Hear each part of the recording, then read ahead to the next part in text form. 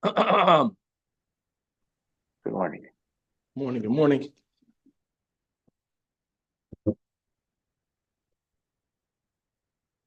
Good morning. With the help of Hashem, we are learning Yerushalmi Brachas, Perek Ches, Halacha Vav. We're going to be learning today Daf Pei Dalid, beginning with Daf Pei Gimel Amid Beis, by the Mishnah, 7 lines before the bottom of the Amid. This Mishnah is not going to speak about a new machlokes between Beis Shammai and Beis Hillel, but yes, Halacha Vav is going to give more details and more qualifications on both the fire that we use for the Ma'or/Ner during Havdalah and many details regarding the Psamim that we use. Let's speak just out that fire, interesting halacha, even though we finished yesterday's sugya right before the Mishnah by saying that it is only on Yom Kippur that we need to do the bracha over the fire over a Ner Shabbos, which means it was a fire that was lit before Yom Kippur. And it burned throughout Yom Kippur. Obviously, no one used it in an inappropriate way over Yom Kippur. Masha'ink and Matzah Shabbos, you can create the fire, as most of us do, on Matzah Shabbos for the bracha of Boidei Me'orei Ha'esh. However, of course, you can also use a fire that was lit throughout Shabbos. Now, if the fire that was lit during Shabbos was a fire whose light someone did a malacha, not only a Yid who's not allowed to do a malach, but even a Goy. A Goy is not allowed to keep Shabbos. Nevertheless, if a Goy did malacha because of a light that was lit during Shabbos, that Ner may not be used for Havdalah on Matzah Shabbos. We're going to be learning various braises that will give many other prati dinim regarding the fire that is used for Havdalah. Same thing, we're going to learn many braises that are going to speak about psamim. Just to share right now on the intro, one very important rule, that a psamim is not okay to be used unless it was designated to be smelled themselves. Because there was, today, a lot of the times of Chazal, Mugmar, for example, people used to light fragrance for it to go into clothing, for the clothing to have a good smell. That psamim may not be used for Havdalah. Similarly, if there is a good scent, but the source of the scent is currently not present, it also may not be used for psamim. We will also have in today's daf a few disagreements between Rav and Shmuel concerning the spelling in a Mishnah, whether it's with an aleph or whether it's an ayin. It's obviously going to begin with our Mishnah, but it's going to go on to many other Mishnayos and throughout Shas.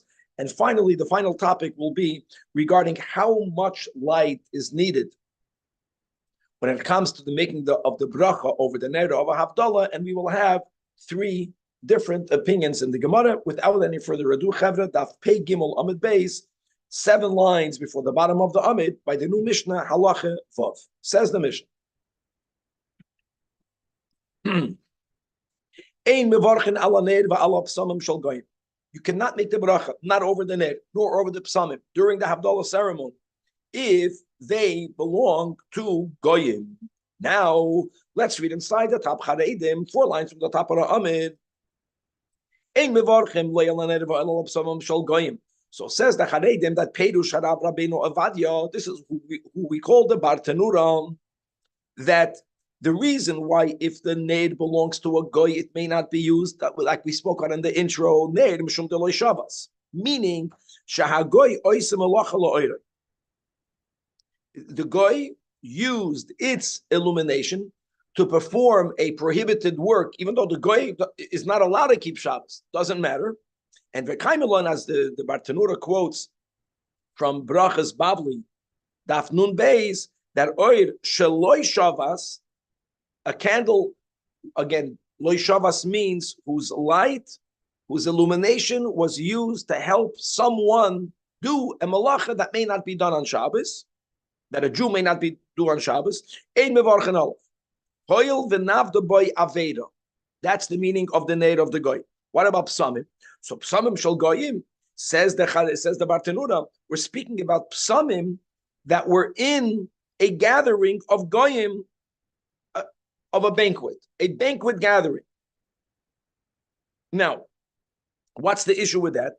Because there's a chazaka that stam mesiba shel goyim is somehow connected to some idol worship, and therefore it becomes psamim of avodah zarah. I asks the Bartanura, does it not say later in the same Mishnah, v'lo yaner, v'lo al psamim shel avodah zarah? So if you're telling me that in the Reish of the Mishnah, the psamim of goyim is problematic because it's connected to psamim of avodah zarah, so why are you repeating it? So says the Bartanura and Hanami, it's the same halacha. It's not two different dinim. It's matam ka'amar. Matam ein mevarchem al psamim shel goyim lefi shestam mesibas goyim is la'avodah zarah, and the rule is the ein mevarchem al shel avodah zarah, and keep your finger on the charedim. Now back in the Mishnah, the charedim actually adds the word veloy. So nor veloy al ner va'al psamim shel mesim. Why not? Says the charedim, because both fire and psamim that is lit for a corpse was not lit for its light, for its illumination. It was lit to give honor to the mace. There'll be more details in the Gemara about this. It gives illumination. It doesn't matter. It wasn't lit for illumination. It was lit to be machabed the mace. And even the psamim don't work that way. The psamim was placed near a mace to remove the bad odor. And here we have the rule that anything psamim that is made for its good fragrance is a psamim that should be used. But any type of psamim that is placed here now in order to remove a bad odor may not be used for the Beit Minim psamim that we make during the Havdalah ceremony. Fighted back inside the Mishnah. Veloy the charedim again is goyres al haner al psamim shalifnei avodah zarah, as we already explained when we learned the Bartanura before in the charedim and a chanami, because anything that is made for avodah zarah is asur b'hana'ah, and therefore you can't make a bracha on it. Okay, so that these are qualifications concerning what neiros and what psamim may or may not be used. Now, the second din in the Mishnah, the final din in the Mishnah is the ein mevarchen ala neir ad sheyei oisoi la'oiroi, that you're not allowed to make a bracha until benefit could be derived by its light. What does that mean? We'll see more in the Gemara. Right? It's shaykh for you to be in a location and for you to see in the distance a fire lit, but no one there is near the fire. You are far away from the fire. No one is able to benefit from its light. Says the Mishnah, that then you can't make a bracha over it. You have to be able to benefit. Now, the nuance will be is that you don't have to be able to benefit from it, as we'll see in the Gemara. So if we are in a very large room and someone is holding the torch, the Havdalah candle, that person is close enough to benefit from it. What type of benefit? We'll see in the Gemara, three-way machlokes. Some benefit. Right, today, the minig is people look at their nails and they use the light to be able to differentiate between what is nail and what is fingertip. Hana'ah. If I'm so far away, it happens many times in a shul. Let's go to Matzah Yom Kippur, right? You're making Havdalah, everyone is hungry, they want to go eat. So the person who holds the fire is all the way in 770. It's going to be a big shul. Since some people are able to benefit from it, everyone can make a bracha over it. In other words, it doesn't mean that you have to benefit. It means that someone is close enough to be able to benefit from the light. Okay. At Kan the Mishnah, now we begin with the Gemara. Says the Gemara, Tani Rabbi Yaakov, Kumi Rabbi Yirmi. Tani means he learned the Braisa. Mevarchin al b'samim shel goyim.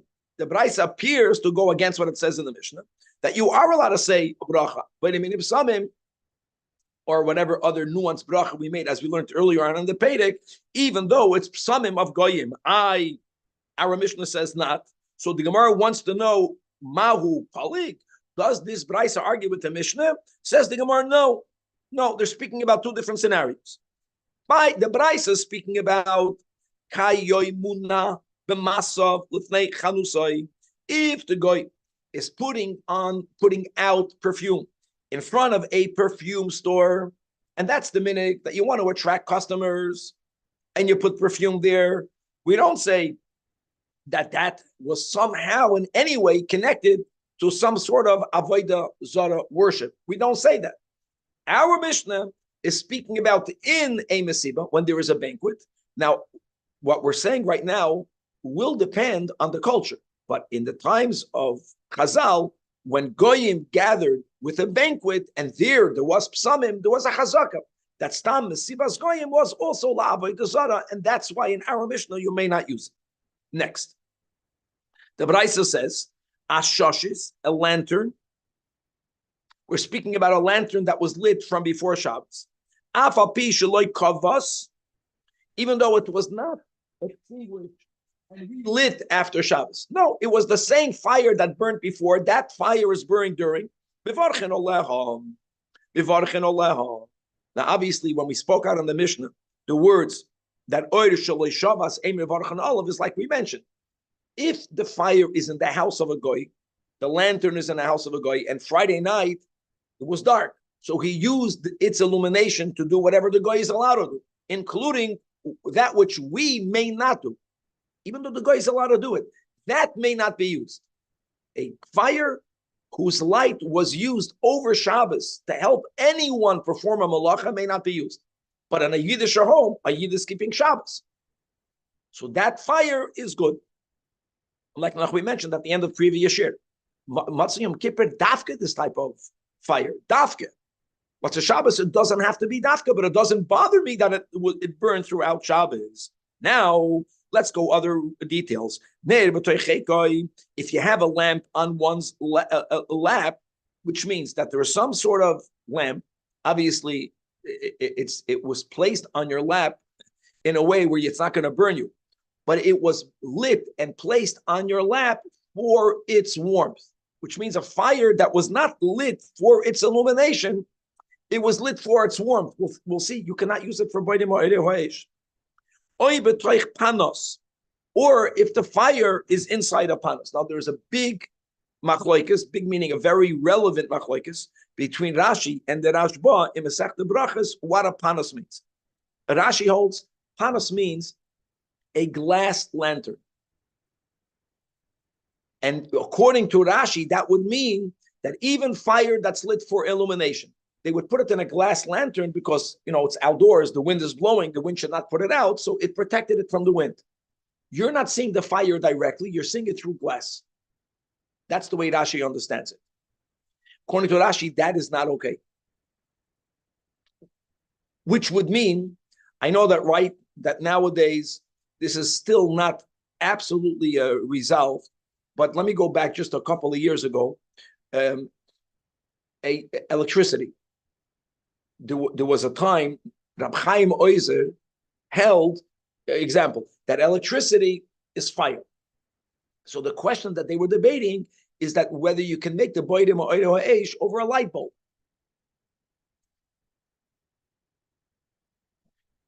And why not? If those who held that it has a din of fire, why not? Why not? Because you're seeing it through glass. Now the Rashba teaches panos, not glass. Panos means they had the same concept. They wanted to put the fire outdoors, but the wind is going to blow it out. They didn't have glass. They had metal. But in the metal, there were many slits, which means the light went out. That's a whole different issue. There, when you looked at it, you couldn't see the source. You didn't see the fire. You only saw the light. That would be the problem with the panos. According to the Rashba, if you can see the fire itself, the source, even though you see it through glass, it doesn't matter. Okay, weiter. Oi, going now finally to the top of Daf Pei Dalet. Oi, betoich. Oi, it's in a aspeklario. Now we know this from the Bar Mitzvah mind. So like this, according to the Rashba, right, panas is baklal not an issue of glass. According to Rashi, that it is an issue of glass. Splikaria is not glass. Splikaria either means a mirror, so you're seeing the fire through a mirror, or as we teach it in Yiddish in the Bar Mitzvah Maimer, a magnifying glass. That's already different. Magnifying glass is not a glass. In other words, it's distorted. What's coming into your eyes is not what it is. Or you can see the flame, but you cannot use its illumination, like we spoke out in the Mishnah, because you're so far away, and everyone is so far away. You see, you're in the forest, you see over there upside a light, but no one can use it, no one can benefit from its distance. Mishtamish lo oira ve'eino shel heves, or the opposite. Let's go. The simple case will be you have a fire behind a corner, big fire. You can see the light. You can benefit from the light. You don't see the source. None of these cases can you make a bracha over it. Both hashal heves and umishtamesh la'oira. You have to be able to see the flame, and you have to potentially be close enough to be able to use its illumination. And again, whether seeing the flame through glass is okay or not okay, that the source of that question is Machlokes Rashi and Rashba, how to touch panos. All of that is from also Brachas Bab. Weiter says the Gemara. Now that we spoke about flame, and as we will see that the din of making a bracha on Havdalah concerning the flame will separate its din concerning many other areas in halacha when we are focusing on a flame. And this is the Brais. There are 5 halachas that are stated about a gachalos, means a burning coal, and 5 dinim which are opposite concerning the flame that's coming from the coal. Meaning, let's go. Halacha number 1. If a coal belongs to Hegdish, one is not allowed to misappropriate Hegdish for the personal use, and if they do so, the shoygeg, the chayiv, and they had anova pruta, then the chayiv to pay back to the Beis Hamikdash the value of their hana plus a choimish, and they have to bring a carbon hashama ilois. And if someone had hana from a coal, then you'll be chayiv me'ilah. Masha inkin, in contrast, vahashal heves. But if you have a flame, we're speaking about a flame that's not attached to a coal. Imagine that there's a coal, and when you fan your hands, sometimes there's like a flame that flies off. That is what we're talking about. We're talking about a flame that has no mamashes, not tangible, not connected to tangible. There, even though midrabanan, since it's coming from a coal of hegdish, of the bedek habayis, you can't have hana, but it's not me'ila midoiraisa. And that's the Chazal's expression, loy nehenen, but v'loy mayalan. If someone had hana, they're not going to bring a karban hashama ilois because they only violated me'ila midrabanan. Halacha number 2, another contrast between the coal and the flame, because the problem will be in the tangible, and if it's not tangible, it won't be problematic. You can't have enough from avodah zara. So then is asura. Vishalheves lechatchila muteres. Again, we're speaking about the shalheves when the flame is not attached to the coal. The flame is not considered a thing. So you can have hana.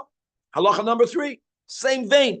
Hamudar hana mechaver. If a person makes an eder that I won't benefit anything from my fellow, and my fellow, that person, has like a chelas, has a coal. So asura begachaltoi, I can't use his coal. However, again, lechatchila umuta b'shalaftoi, because it's not his. It's not a thing to belong to anyone. It's not tangible. Fourth case will be hamoitzi as like a chelas l'shus harabim. You're going to be chayiv, right? That's called hoitzah. V'shal heves. Remember that case of Masechta Shabbos? So you have in your house, by the edge of your Reshus HaYachid, you have a big torch, and there's fire. And again, you fanned with your hand, and the fire went out from the Reshus HaYachid, just the flame, and it went into the Reshus HaRabbi. So the din is potter. Why? Because it's not tangible. However, now on the opposite, in other words, the disadvantage or the chashivus dekait of the coal more than the shalheves, and these 4 dinim are going to be flipped in the 5th din, where what is chashuv? Dafka, the flame, and not the coal. And that's the din of the bracha that we make during Havdalah over fire, that mevarchin only on the shalheves, the ein mevarchin ala gacheles. In other words, what's the significant part b'neged the bracha? Not the coal, dafka, the flame.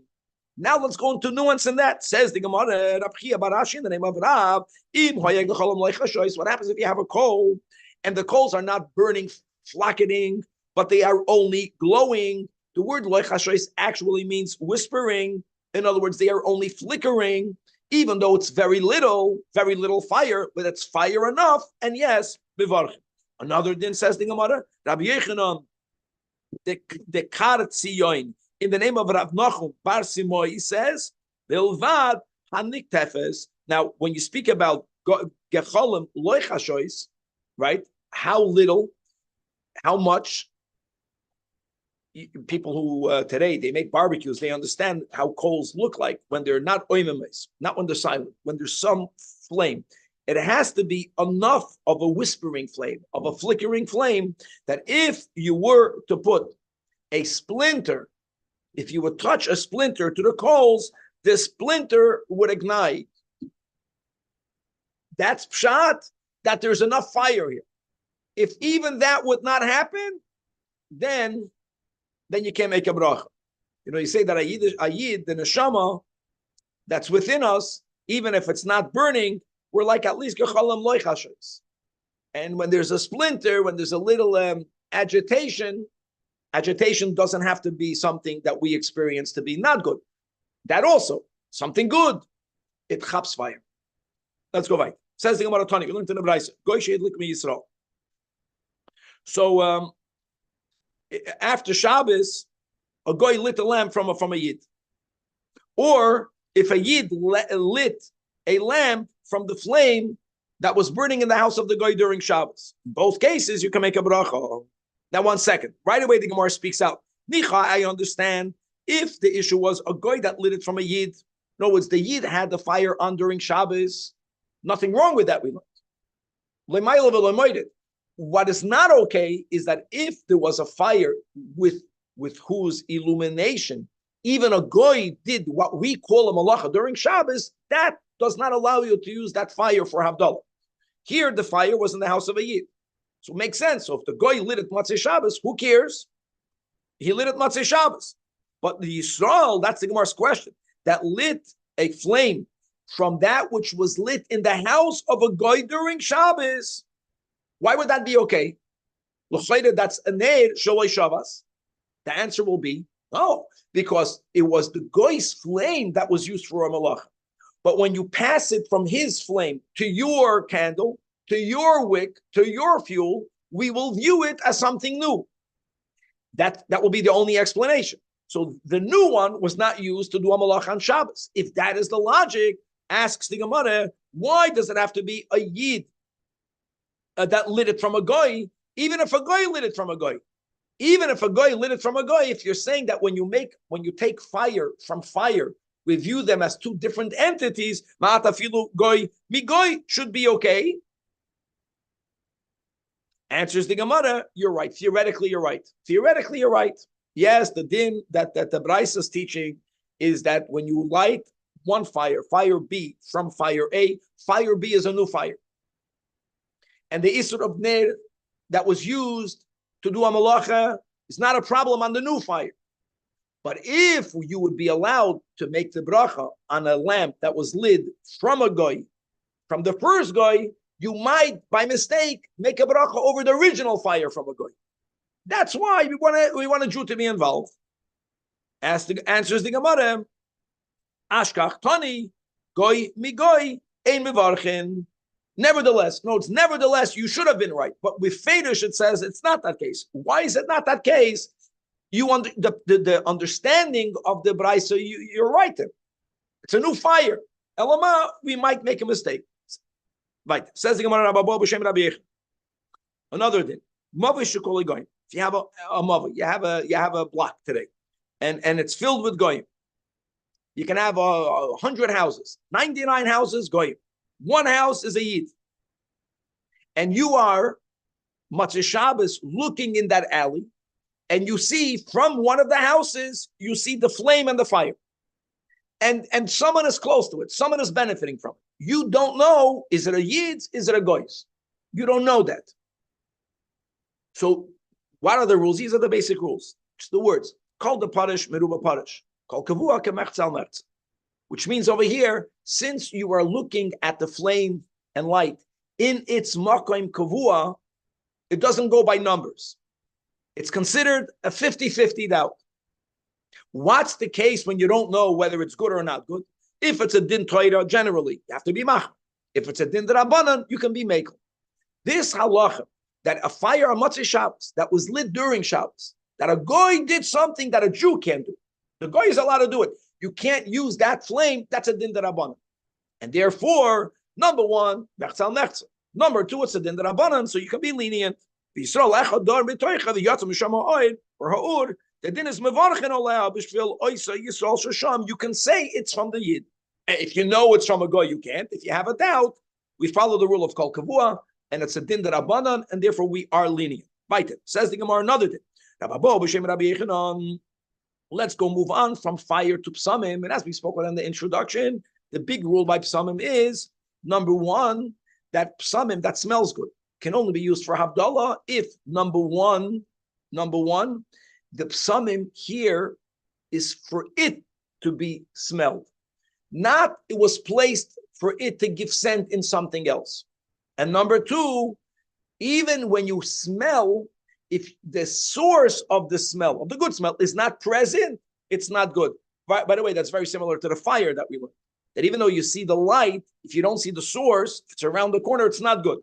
So that will be. Now, the minig in Tiveria was that that Erev Shabbos, they wanted to have a good scent in their garments. So they would light a lot of good fragrance and they would put it under laundered clothing for the good scent to go into the clothing. When I was in yeshiva, that was called bounce. Right? They put it in the dryer. Today I heard that there's nothing worse for your life than bounce. Everything, huh? It's not healthy, whatever it is, but a good scent. So, ein mevarchin, not on the psamim shel leile Shabbos b'Tiveria.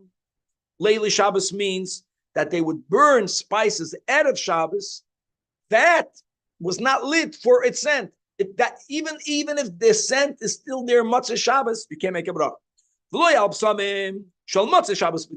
In the city of Tzipoiden, you know, when they would put fragrance in their clothing, that was just a minute hamakim. They would perfume the clothing, not Erev Shabbos. But Mistama the Shalom over there, where it went into your clothing, the smell, you want to get rid of it, whatever it was that you would do in Matzah Shabbos, that cannot be used. And now different girsois, let's go with the girsa. Erev Shabbos b'Tzipoiden. More than that in Tzipoiden, not only did they perfume the clothing Matzah Shabbos, but they would perfume it Thursday night. They would do both. They would do it. Erev Shabbos means Thursday night for Shabbos. So the point is that when you are in a place, and here we're going by, that's how it is. Those sources of psamim that we know from the minhag hamakim, it was made to perfume clothing, that may not be used for Matzah Shabbos. Beautiful. Like the Pnei Moshe spells, let's read verse 1 Mephidish, 9 lines from the bottom. Was made to put scent in something else, not for it to be smelled. Both Motzai Shabbos, Shabbos, both on Thursday night. If that's the local minig, then you can't use it from summit. Back inside the Gemara, referring back to the Mishnah. Says the Gemara. Let's go into more details about that, right? Because we said it was not lit for people; it was lit only for Kavod HaMeis.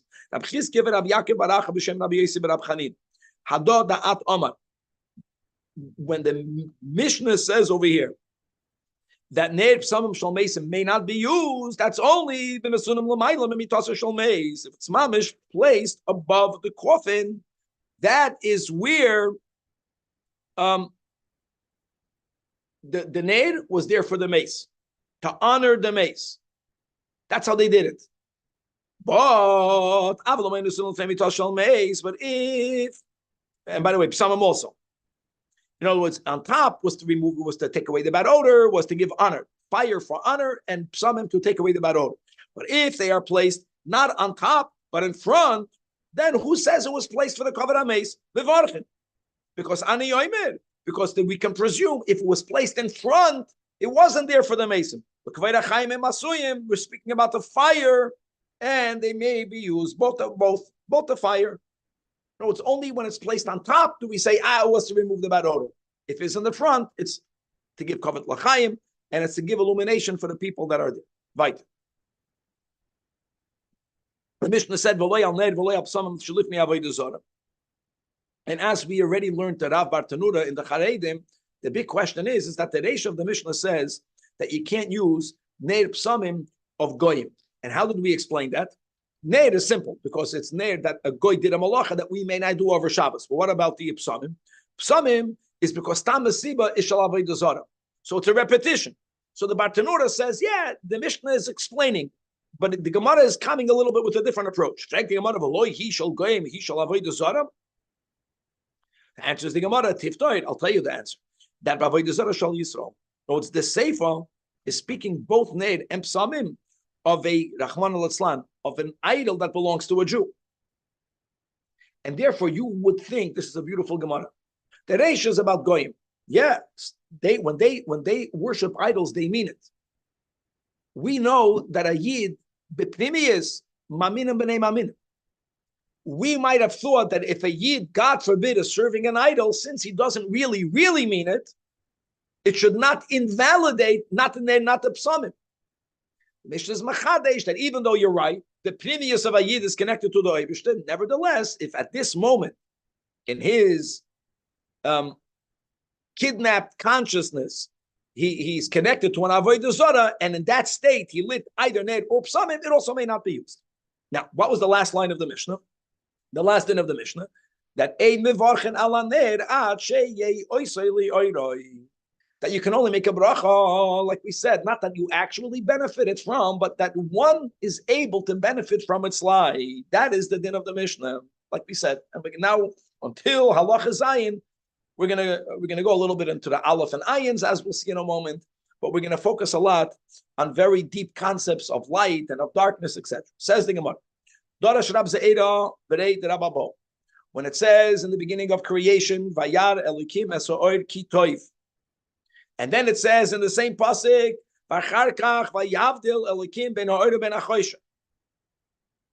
so says Rab Ze'era, I will give you, this is a drasha, the source of the din in the Mishnah. Why do you have to have benefit from the light, or at least why must there be the potential for at least one person to benefit from the light?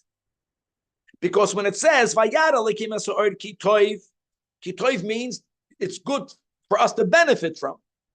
And then it says, Vayavdil, you want to make a bracha over the fire, you want to do the Havdalah, it's part of the Havdalah. The Havdalah can only be done in Gavaldi after someone is able to get good from the fire.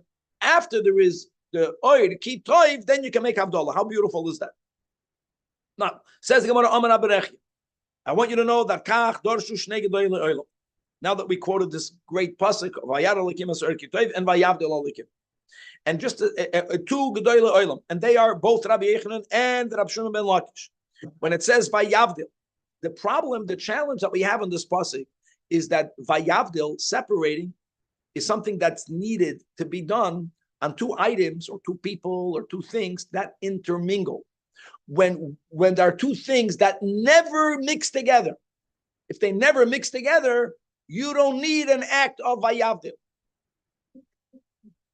Now, the pshat will be, why doesn't, now light and darkness, what we know, the physical light and dark doesn't intermingle. They don't intermingle. Either it's light or it's dark. If it's dark and you put a light, the dark goes away. Either or. The pshat is, why is it that way? Because God made the Vayavdil, but they don't accept it. So here we go. Vayavdil says both the Gedolei Olam, Avdallah Vadoi, which means that prior to this Vayavdil, they did intermingle. And God made a separation. What does that mean? Plus meintos. So it means like this, perhaps. And the way we'll suggest the Pshat and the Gemara, Rabbi Yehuda, Rabbi Simon, and the Rabbanon, they're not disagreeing at all. At all. If not, Rabbi Rechia would have said, Kach Dorshu Machloikes. When the Gemara begins, Kach Dorshu Shnei Gedoyle Olam, and that's Rabbi Yechanan and Eish Lakish, it means that the other Amoraim are simply expounding that which they are saying. Perhaps that's what we're suggesting over here. Now, they're saying like this, and this is the Nakud. The Nakud, there's something we learn a lot in Chassidus. In the light that we'll speak about in a moment, the light that used to be here, that we learned about yesterday also, for 36 hours there was a light. And you can see Mesayfa Elam Bat Sayfa. And God separated that light for him.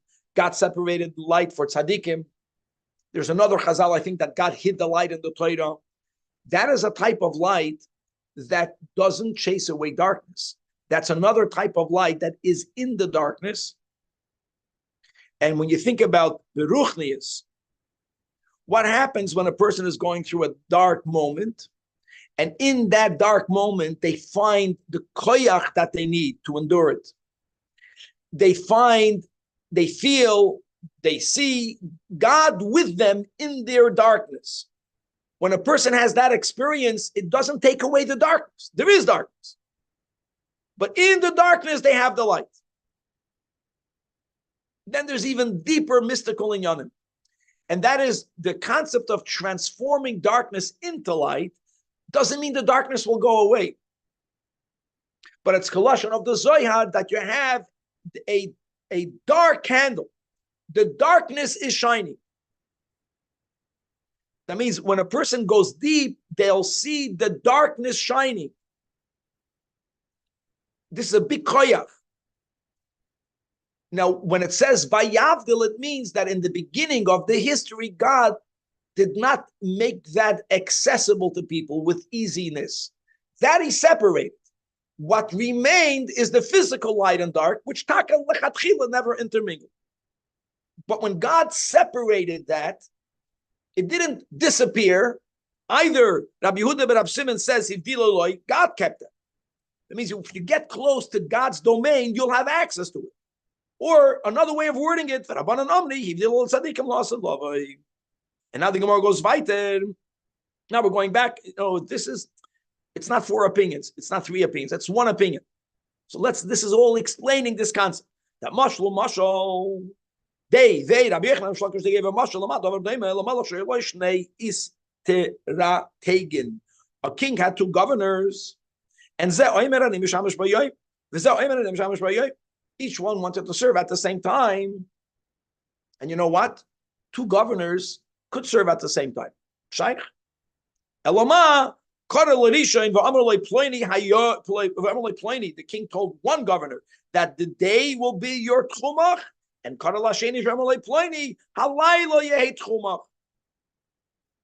in other words, we're trying to point out that really, originally, they could have served at the same time. Hashem wants us to work to get there now. And what did God leave? God left the outer world, the world that we are placed in, especially after the Chet. That's the whole pshat. That we're no longer living in Gan Eden, we're living in a Klippa world. We're living in the outer world. And over there, it's either or. Yeah, we have to. That's part of our avodah. And in other words, part of our avodah is that's the whole point. That people ask, why is there so much darkness in my life? That's the whole purpose why we're here. We're not saying it's fun. Is that we through life have to go through darkness. That's the plan. And what are we trying to do? Not run away from it. That's the cop out. Is to figure out how to live in that darkness. We're not looking for it. When a person is in darkness, in very dumbed down words, people take drugs. Why are they taking drugs?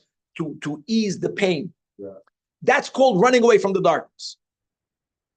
Living in the darkness is overwhelming. If you live in the darkness and you don't see the light in the darkness, you won't be able to make it. So the Gemara is talking about that separation between light and darkness. The Gemara is talking about that the avodah that I'm referring to that's the loss of love avodah. In other words, that the world that we begin with only sees either or. And the either or is what people get tripped up. That's what we have to work through. We have to go beyond that. We have to go into it. Because if it's either or, we're going to be split people. And that's split people. And most people they have moments of light, and they're good with it. Now I'm learning and davening, and then I'm partying in Vegas. And I don't see a contradiction in that, because everything is split in me. God forbid. Okay. And Hado dechsiv vayikra Elokim lo'oir yoim. In other words, God called that God made the world in a way that light is going to function during the day.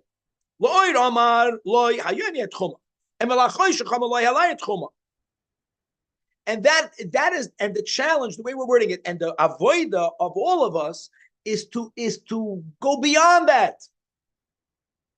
The avoida is going beyond that is to properly unite two opposites. That was like in this world, each one has its own turf. So. In this world, meaning in the Klippa world, correct, and that's where all the problems come from. I'm saying the same thing.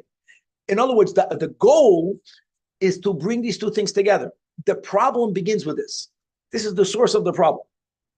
This the Havdalah separation is the beginning of Yilon Chassid. Havdalah is the biggest problem, but that's the world of Klippa. Yeah, Havdalah. Unity is God. Separation is where all problems could come from. So once you have that the original separation is light and dark, so what's the goal? What's the Mashiach? What's the salvation? To bring what? Not to darken your light. No. To bring light in your darkness. And ultimately to see how the darkness is illuminated. By night. You're bringing light into your dark. No question. Now, Eov, who had a lot of questions that are unanswered, he was in darkness, right? He was looking for the light. And what did God tell him? So you have the Kri and the Ksiv. So the reading is, you're trying to understand my ways? Who are you? The presumption that we can understand God is so arrogant and foolish. Did you ever in your life command the morning? What you know? Or Yidato Hashachar Mekoimoy? Did you inform the dawn of its place? That's the pshat. The Durash is, instead of reading it with a chidik, Yidato, read it Yodato. Yodato. Do you know where the light is hidden? In other words, God was telling him, yes, you are. He was in the worst darkness of you. And the avoida that was put on him, his destiny was to find that light, not what he was wanting for the darkness to go away, which, by the way, ultimately, once he found the light in the darkness, the Torah says everything he lost, he got back in double. But that was later. What his destiny was to be the person, Eov is that person that is in the biggest darkness that life can bring to a person, and in there, live with God. Let's go right. That pasuk in Yeshayahu, I'll find another source. You don't have to go to Eov. Eov is Ksuvim. I'll find you a pasuk in Nevi'im. Yoitzer oir uvoyre chayshech oise shalom. Mishayatza oise shalom in AM. Gewaldig. And that's a beautiful word over here. In other words, again, the pshat will be they had a fight. Who's going to serve when? Right? God made peace. He told them, light at day, dark at night. I understand this much deeper. Mishiyatza means once they went out, bechitzonius, which is either or, that God gives the koyach of uniting them, of making peace. Let's go back. Says in the Mishnah, we have another few minutes.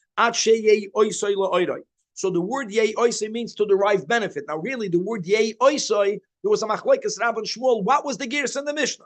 Rav says it's spelled with an aleph. We'll see this on the nuance. Yei oisoi. Shmuel says no, spelled with an ayin. Yei oisoi. What will be the difference? So mando amar yei oisoi with an aleph, which is shit of Rav. The word yei oisoi is coming from the pasuk in Vayishlach, right over there by the Shem. Ach bezois nei ois lochem. Right. You want to have benefit from us? You want to take dinner? Or you want to have benefit from you? You have to do a bit of smila. That's benefit, right? However, the word yei oisoi, if it's with an ayin, that's based on a pasuk in Yeshayahu, lodas lous es yo'ev davar, to understand how to respond to the moment, to those who thirst for the word of God. In other words, what do we see over here? That yei yo'ois is time. So yeyos means something that has a time-related use. In other words, it's an expression. Fire has a time-related use. We're speaking about not fire for warmth. We're speaking about fire for illumination. Since it's dark, now you need a light. Come on, Tanin, in another place where you have the aleph and the ayin. Kate said, we're speaking about Masechtas Eruvin, and the din is that after 2,000 amos outside the city is where the Tchum Shabbos ends. From where the accounted, you would think you would count it from where the houses end. But there's a din, right, of Ibur, is that if you have a little shed, as long as the shed is within 70 amos plus, we begin the 2,000 amos from that little shed. And Kate Amos Ha'arim says the Mishnah that the Rav says that the Gira says ma'abrin Eved. Eved means a limb. That little house becomes like an extended limb. And Shmuel Amar, no, you're going to submit an ayin. The ayin means a pregnant woman. In other words, even though the city, 99 of the houses end on that block, if there's a house within 70 amos a bit, we look at the city as if it's a pregnant woman, and you only begin the counting 2,000 amos from there. Mandam ma'abrim, indeed, moisif and law Eved. The final one, Tamantaninon, the beginning of Avodah Zarah, Lifnei Edim Shel Goyim, before the holidays of the Goyim, you can't do business with them the 3 days. So Rav says you spell it with an ayin. Shmuel says Aleph. Man Amar Deyem with an Aleph. See, we're not being consistent.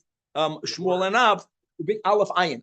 Aleph comes first. Man Amar Deyem, based on the pasuk in Azinu. Very good. Ki Karev Yoim Edom. The day of their destruction. Now, whose day, whose destruction? Oiv the Avodah Zarah.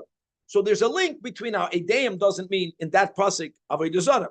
Edom means destruction, but it's referring to Avodah Zarah. Now, Mando Amar Edom, in our case, the ayin is Rav. It's even better because he has a pasuk where it says that that the Edom Hema Bal Yiru Ubal Yedu Laman Yevoishu, that their idols will be witnesses to those who serve them. You see, we can't speak, we can't talk. Why did you worship us? And pasuk in Yeshayahu. And there, Eideyam Luchur is referring to the idol itself. Now, this is such a better source. So here, the kasha, the only time is Mamakayim Shmuel Hamid. In other words, since you have Eideyam and Ayim, that's referring to Avodah Zarah Mamash. And Shmuel chooses a gears of Aleph based on a pasuk that the word Eideyam in Hazinu Yom Edom doesn't mean Avodah Zarah. It's about Oiv the Avodah Zarah. Isn't the Eideyam of Yeshayahu much better? Says the Gemara. No. That even the pasuk in Yeshayahu, the Eideyam is not referring to the idol itself. The Eideyam Hema means Shehem Asidim Lavaish Es Eideyam Le'emadin. They are not going to testify. The Avodah Zarah is garnished. When an outsider would look, when we're going to look back and we're going to see how we were worshiping something that's mamish nothing, that will bring to the observer a sense of shame of, oh my God, how was I involved in something that had absolutely no significance? But since even in the pasuk in Yeshayahu, the aid does not refer to the idol itself, that's why he opens himself up the option of actual Shmuel of being guided as the Aleph, also not about Avodah Zarah, Beferish, what it's about. Whose day of destruction? The day of the destruction of the Avodah Zarah. All right. I wanted to get to the Mishnah, but almost to the Mishnah to be continued. Okay. All right. It's late. Xodeš Toiv.